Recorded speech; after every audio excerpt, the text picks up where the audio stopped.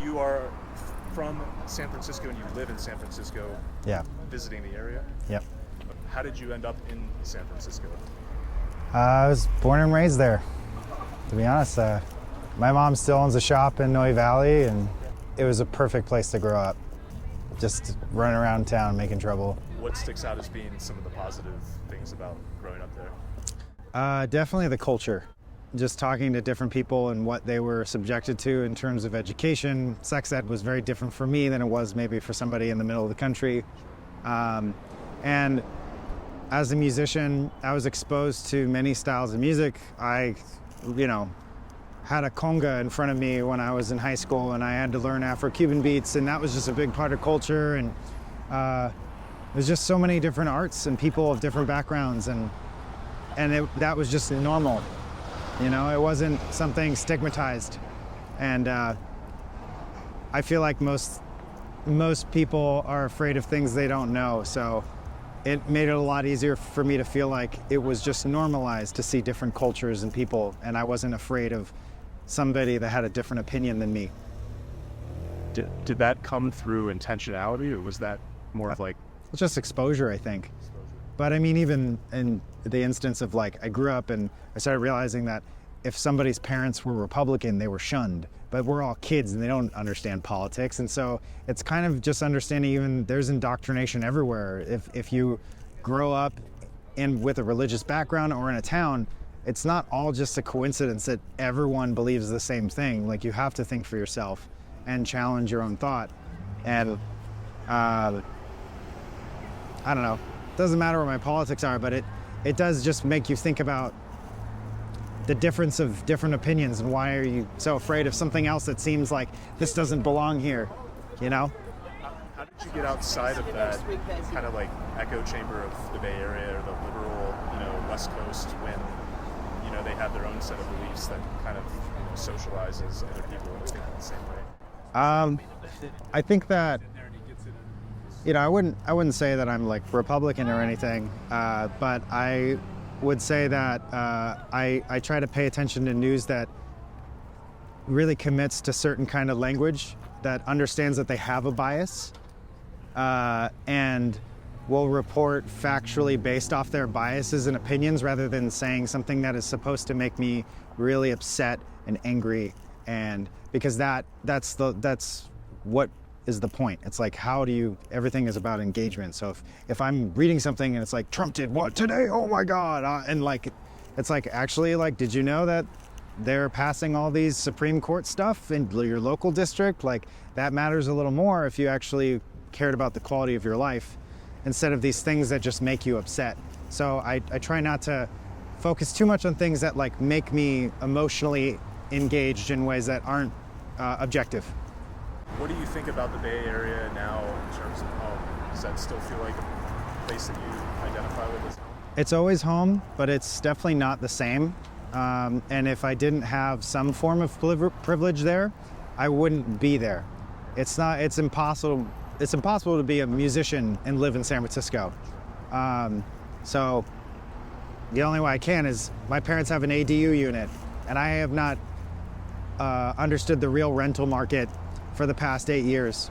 The idea of going to Pacifica or going to the same spots I've been going to since I was a kid, it's always home to me. But obviously there's differences in which it's not as community focused as something is here, where it feels like, oh, you're in the East Bay, I'm not going there. It's just people are very separate in cities usually, and that's just what happens naturally with congestion and cost. How did you maintain that sense of community as that tech industry became more pervasive in San Francisco and kind of came with everything that entails? I mean, the thing is, I as a touring musician, I find a sense of community almost anywhere.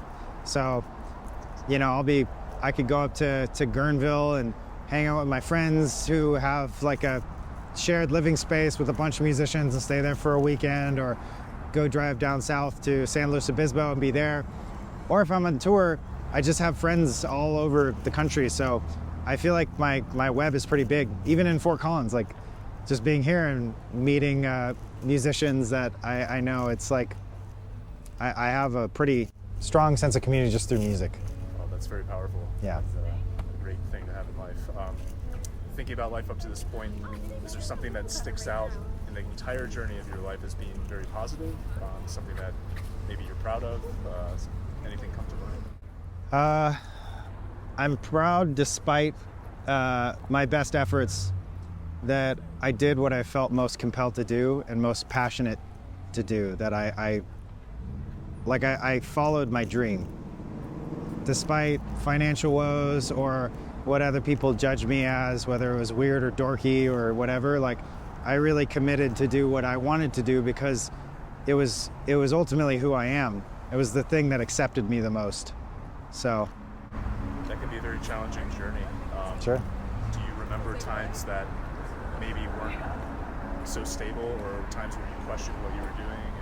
Yeah, I mean, very recently. Yeah, I mean, there's always fluctuating stuff with music. I have a really strong support system with family and friends, and I also know that I'm not helpless, so I find work when I can. But you know, it still doesn't discourage me to stop what I'm doing, because stubbornly, I know that if I keep working at it, I will just create more opportunity to find the thing that works for me. So you could talk to someone that's currently going through the pursuit of their passion, where things are maybe challenging or isolating, and they don't have a sense that they have real worth in that line of existence. Do you have any pieces of advice you might tell to someone in that current state of their journey? I would say that, you know, I guess I felt lucky in feeling like I knew what it was, like feeling very very normal at everything, and then when I picked up a guitar, it was like, oh, you're good at that. And then feeling this sense of recognition really made me feel like, oh, this is what I was supposed to do. But you know, I would say, like, always trusting that you will do what you feel most compelled to do, and to understand who you are once you find that thing that really makes sense for you. And even if it doesn't make sense to make a commodity out of it, like, there's so many more ways now than ever to really, whether it's a YouTube channel about talking something you really like or whatever, to just start something, even if it's from nowhere, and that ideally you enjoy the process. That's what's going to make it last. Give a piece of advice to that younger self. What is one thing you might tell that person? My perceived weaknesses are actually my strengths.